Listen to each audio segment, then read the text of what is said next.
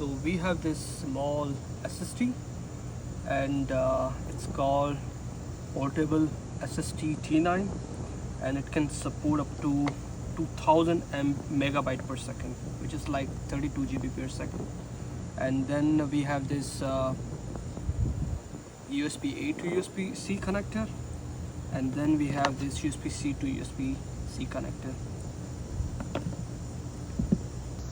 Okay, so let's see how does it work with my new iPad here.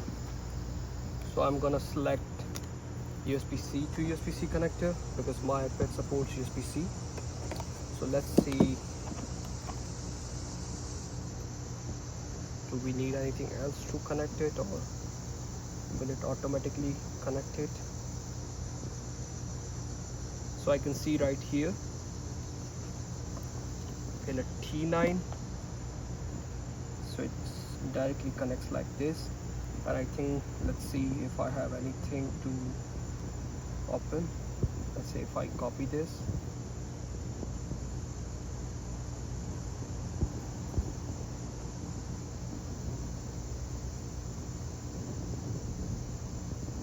yeah, so it works perfectly. And let's just remove it and then add it again.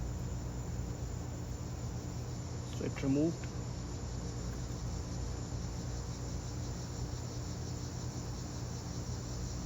And it quickly came up again. So, and it's very small, like it's very portable, and I can attach here on my back side of the iPad. So it's quite small.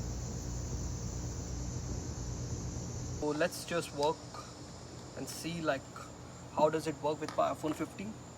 So I have already connected it, and now let's go to the files and let's see. So it appears here, so it works properly with my iPhone as well. So let's see what's in on my iPhone.